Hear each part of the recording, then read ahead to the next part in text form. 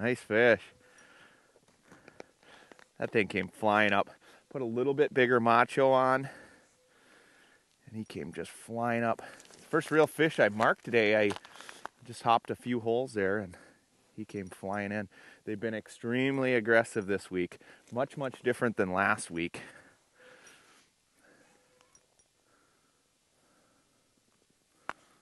Oh yeah, baby. Nice fish. That's a good fish to start the day out on for sure.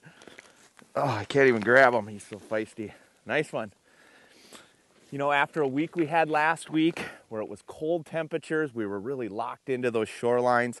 Boy, this week we broke free. You know, because of the colder temperatures, a lot of those cracks healed up. Now, you can't assume and just drive anywhere you want. However, we're taking ATVs and snowmobiles. We're getting a little bit further out in the lake, hitting some of this mid-lake structure that we were unable to get to last week. Much, much different week, catching a lot more walleyes. Let me get this one back in the hole. Nice fish.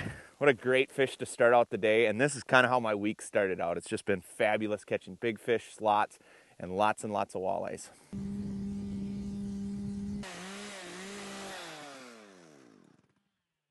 I found this week, varying from area to area around the lake and structure to structure, you really can't overlook any particular depth. You know, in some spots I'm finding them up on top.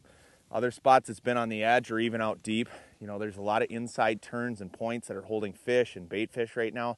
So when you're drilling, make sure you're not just assuming the fish are at a certain depth. I'm really staggering my holes and staggering my depths. It's been key because there's certain spots we get to, they're deep, other spots they're shallow.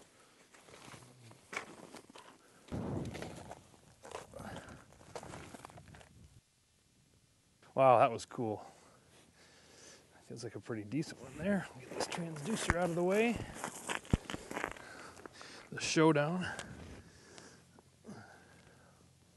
Boy, I tell you what, these fish move from day to day. Tony was just telling me that, you know, yesterday they were getting them out in a little bit deeper water, and the day before that they were getting them real shallow, and now we've done both today, and now we finally found these fish on the drop-off. And that just goes to prove what Tony was telling us, and that is that these fish move on this big body water, Mille Lacs, every day, and you've got to be willing to move with them. And I'll tell you what, if you do and drill holes shallow, deep, and then in between on the drop-offs, you're going to find fish like that. Nice walleye right there. There she goes. All right.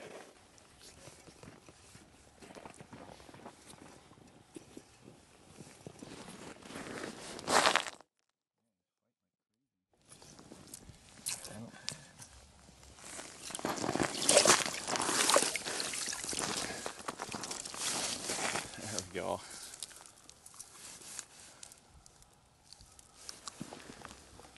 Right in the corner of the mouth.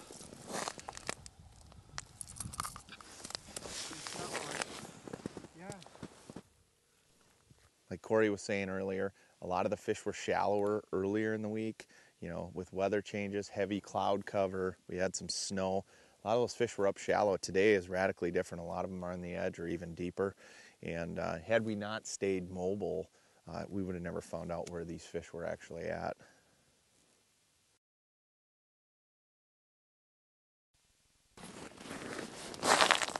Yeah, he's fighting like crazy. Look at this, big fish. Nice. Sweet, nice fish.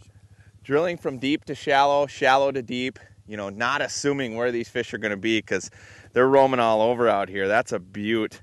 You know, the slot fish are mixed in with the perch like we've seen all season, and definitely these big fish are mixed in with the slot fish. So, you know, I haven't found a spot where we're not catching just a wide variety of fish, but a lot different week than last week, let me tell you, not only temperature-wise, but as far as ice conditions. You know, you still can't assume and just drive everywhere. You got to check with the resorts, stay on the planned routes. We're taking wheelers out to some of this mid-lake structure, and the fishing is awesome. So until next week, joined by my good buddy, Cory Schmidt, Big Fish Cory we call him. Until next week, we'll see you on the ice.